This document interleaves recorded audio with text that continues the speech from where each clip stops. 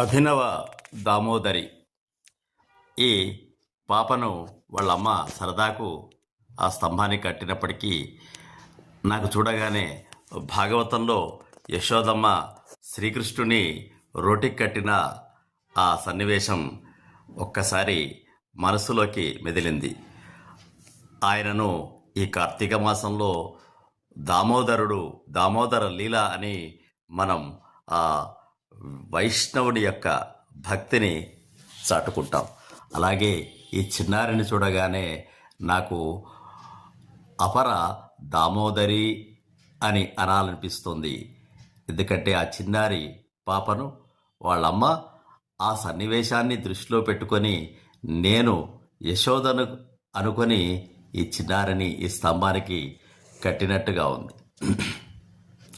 ఆ దామోదర లీలలో కృష్ణయ్య ఎన్ని పగ్గాలు కట్టినప్పటికి కూడా ఆ 2 అంగుళాల వెడం పాటిస్తూ తన బొజ్జను పెంచుతూ ఉన్నాడట. 14 లోకాలు అతని బొజ్జలో ఉన్నాయి కదా. ఆ 2 ఏమిటంటే అహంకార మమకారాలు అని అంటారు పెద్దలు. అహంకార మమకారాల వల్ల నేను నీకు పట్టుబడటం లేదు.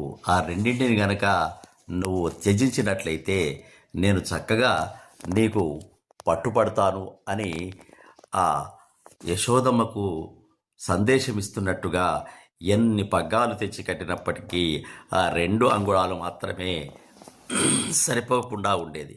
కృష్ణయ్య నిన్ను కట్టలేనురా, నేను అలసిపోయానురా అని అహంకార మమకారాలు వదలగానే అతడు పట్టుబడి ఆ రోటికి కట్టబడ్డాడు.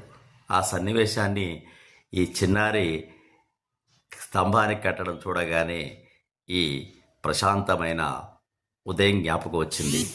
కార్తీక మాసంలో ఆ దామోదరుణ్ణి జ్ఞాపకం తెచ్చేటట్లుగా చేసిన ఈ చిన్నారిని ఇలా సరదాగా బంధించిన ఆ మాతృమూర్తికి మనం దాసోహాలు